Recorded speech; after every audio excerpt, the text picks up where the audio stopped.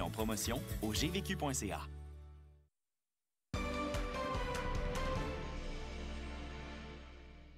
Le régime de rente du Québec est en bonne santé financière. On a une responsabilité. La longévité des Québécois s'est allongée de 7 ans. Ce sera 9 ans en 2030. Pour le régime de retraite, l'effet principal, c'est d'augmenter la sécurité financière des Québécois. Un des effets secondaires, c'est qu'il y a plus de gens qui continuent à travailler.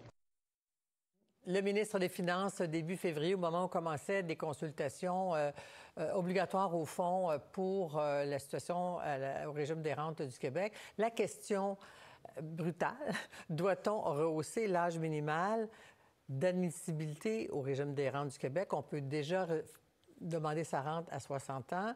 Là, on pourrait reporter ça à 62 ans. On vous a préparé un petit tableau parce que la question a été mise justement sur la table par cette consultation. Regardez ça. Alors, si on retire notre rente à 60 ans, ce serait 836 $ par mois. Si on attend à 70 ans, c'est 1855. Ces chiffres ont peut-être un peu changé, je dois dire, parce qu'il y a eu une indexation début janvier et puis ça change un petit peu, mais c'est pour montrer que plus on tarde à retirer sa rente, semble-t-il, selon la Régie des rentes, mieux la personne va s'en sortir, va avoir de l'argent parce que sa vie va être plus longue, elle va toucher le montant plus longtemps. Alors, il y a des gens pour, puis il y a des gens contre. Alors, je les accueille. Vous avez peut-être suivi le débat en France. Il n'y a personne dans la rue encore en ce moment. Mais Caroline Senneville est présidente de la CSN. Bonsoir, Caroline Senneville. Bonsoir. Et Charles Milliard est président directeur général de la Fédération des chambres de commerce du Québec. Bonsoir, Monsieur Milliard. Alors, on a un régime en santé, a dit M. Girard, donc c'est pas nécessairement la même situation qu'en France. Pourquoi oui, pourquoi non au rehaussement de l'âge de passer de 60 à 62 ans? Il faut dire que c'est pas la retraite qui est reportée, c'est l'accès à sa rente de retraite de la Régie des rentes. Pourquoi vous êtes pour du côté des entreprises, M. Milliard?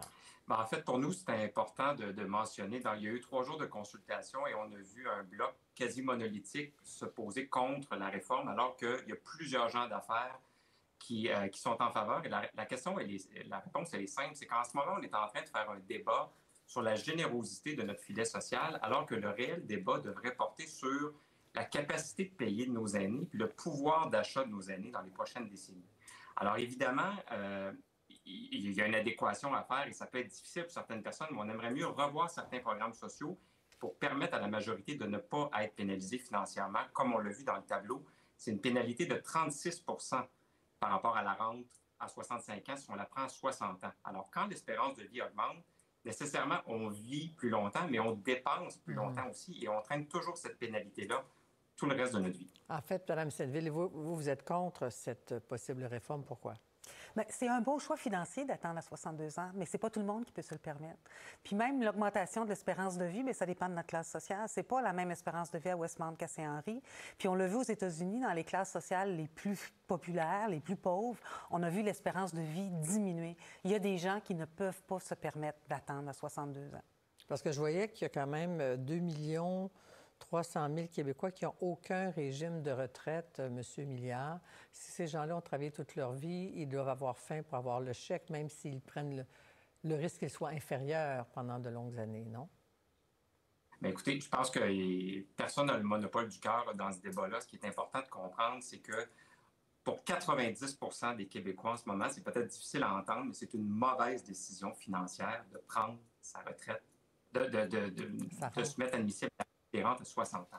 Alors, pour les gens pour lesquels c'est un problème, qu'on parle de pénibilité du travail, qu'on parle de X, Y raison avec lequel je compatis pleinement, il y a plusieurs autres régimes. Il y a des rentes d'invalidité, il y a la CNESST, il y a des accidents de travail, il y a l'assurance-emploi.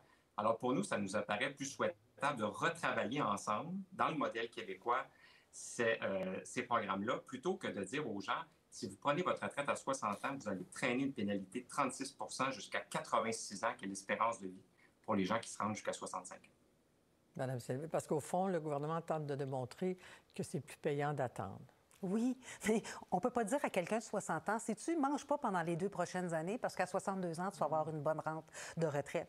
Puis je regrette, une prestation d'invalidité, c'est pas la retraite. Le message qu'on envoie, c'est que vous êtes obligé de travailler jusqu'à temps que vous soyez plus capable.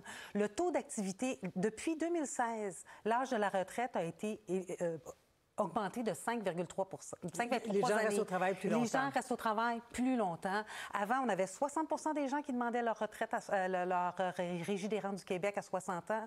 Maintenant, on est rendu à autour de 30 Ça veut dire quoi, ça? Ça veut dire qu'avant, en 2016, il y avait 60 des gens qui demandaient leur rente à 60 ans. On est rendu maintenant à autour de 30 en 2021. Parce qu'ils trouvent que c'est plus payant de faire ça. Bien, parce que les gens restent au travail plus longtemps. C'est ce qu'on voit s'opérer sur le terrain.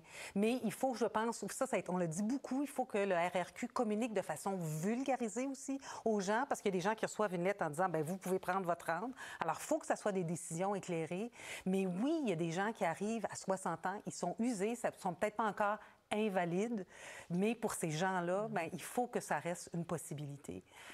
Et pour vous, M. Milliard, qu'est-ce qui vous dit que les gens veulent rester au travail? Parce qu'un des arguments, si je comprends bien, c'est de vouloir inciter les gens à rester au travail plus longtemps, à augmenter la rente, leur contribution. C'est une protection. Je ne crois pas que la solution à la pénurie de main-d'œuvre réside dans l'augmentation de l'âge d'admissibilité. Je veux juste être clair là-dessus. C'est un des leviers. S'il y a des gens qui veulent continuer à travailler sur le marché du travail plus longtemps, tant mieux.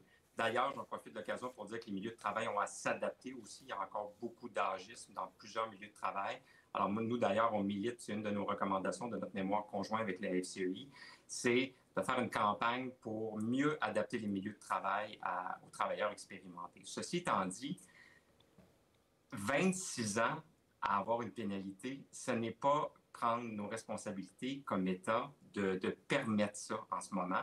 Et si l'espérance de vie augmente, c'est normal qu'on ait cette question-là. Et on a la chance au Québec d'avoir une discussion à tous les 6 ans sur le futur de notre régime de retraite. C'est pas vrai qu'on va escamoter ça en 3 jours rapidement en voyant 6-7 groupes, puis en mettant ça sur ça, c'est la consultation. C'est la consultation statutaire. Alors, plusieurs groupes se sont exprimés, puis c'est très bien, puis c'est très sain. Mais je pense que la proposition du gouvernement, ou à tout le moins de la Retraite Québec, mérite plus de considération que ça. Et vous avez raison de dire qu'on personne n'est dans les rues en ce moment. Et on aurait tort, moi je pense qu'une contamination médiatique du débat en ce moment, on aurait tort de penser que c'est le même débat qu'en France. Premièrement, passer de 62 à 64, c'est pas du tout la même chose. Deuxièmement, le régime est financé complètement différemment. Alors moi, j'invite pratiquement les gens à fermer les oreilles quand on parle de la situation en France. Elle n'est pas pareille. Le régime, il est sain ici. Mais justement, c'est un argument pour dire que puisque le régime est sain, bien, donnons le maximum aux Québécois en diminuant les pénalités qu'ils vont avoir. C'est pas l'inverse de dire comme le régime va bien, bien, on ne change rien. C'est l'inverse. Alors, 3 jours de consultation, ça vous paraît insuffisant? Je ne sais pas si c'est la même chose pour vous, Mme Selvis. Devrait-on en faire un vrai débat? Et que savez-vous des options maintenant qui s'offrent au gouvernement ou à la Régie des rentes?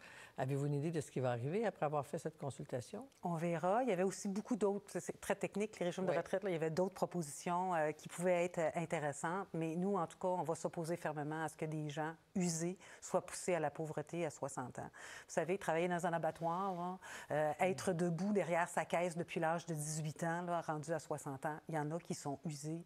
Puis, Ça devrait être comme en France, ils ont considéré le nombre d'années de la pénibilité, là, le caractère pénible de travail, ou le nombre d'années de cotisation, si c'est 43 ans ou 44 ans, à ce moment-là, devient... Il y a d'autres formules, semble-t-il. Bien, ici aussi, parce que c'est payé... Le RRQ, là, on se le paye nous-mêmes, nous les employeurs. La moitié de la contribution, c'est enlevé sur notre paye, c'est mis dans un compte à part et c'est ça qu'on utilise quand on demande notre rente. Alors, il n'y a pas d'argent du gouvernement là-dedans, là. C'est de l'argent des employeurs et des salariés. Et selon vous, M. Milliard, quelles sont les options sur la table actuellement après cette consultation, même trop pas assez longue ou pas assez profonde, semble-t-il? C'est pas une question d'impulsion politique. Est-ce que le gouvernement va aller de l'avant avec ça? Mais moi, je terminerai sur une note positive parce qu'il y a quand même des mesures là-dedans où je pense qu'on est d'accord, l'ensemble des partis est d'accord, entre autres de rendre les cotisations facultatives après 65 ans. Voilà une bonne façon de dire aux gens de 65 ans et plus qui font un calcul de revenir une journée ou deux au travail ou pas. S'ils ont cette économie-là de cotisation au régime, bien, ça peut les inciter à revenir. Alors ça, je pense que ça fait consensus. Donc, mais qu'est-ce que quand même qu'ils font... Oui, mais ce que j'ai lu dans les documents, si on continue de contribuer entre 65 et 70 ans, c'est presque 40 de bénéfices, d'augmentation. Au lieu d'être pénalisé, on bonifie. Alors, si on ne contribue plus après 65 ans, on n'augmente pas notre rente? C'est pas simple. Il y a des gens pour qui la contribution additionnelle après 65 ans n'a pas beaucoup de plus-value. C'est dans le calcul de la rente parce qu'on enlève certaines années. Là. On enlève les années, on fait une moyenne, on enlève les 5 années les plus importantes, bon, etc. Là, il y a un calcul qui se fait. C'est que effectivement, pour quelqu'un, ça pourrait être intéressant de ne pas cotiser après 65 ans et ça n'aurait pas nécessairement... Ça pourrait être un choix. Tout à fait. Il faut faire attention au régime. Il ne faudrait pas que... Parce que c'est un coût. Si on fait ça, c'est un coût. Alors, est-ce que cette consultation se termine sur des points de suspension, M. Milliard, Mme Setteville? Qu'est-ce qui va arriver à partir de maintenant? Ça dépend du ministre. Bien, pour le moment, je pense qu'il va y avoir une discussion des parlementaires sur le rapport des consultations. Et par la suite, ce sera au gouvernement à déposer ou pas un projet de loi. Puis ce sera à des groupes comme nous d'aller en débattre sainement et respectueusement. Très bien. Bien, comme vous l'avez fait ce soir, M. Milliard, Mme Setteville, merci beaucoup. Alors, je rappelle que vous êtes président quand même de la Fédération des chambres de commerce et Mme Setteville, présidente de la CSN. Bonne soirée à vous deux. Au revoir. Au revoir. Au retour, Québec augmente la pression sur Ottawa.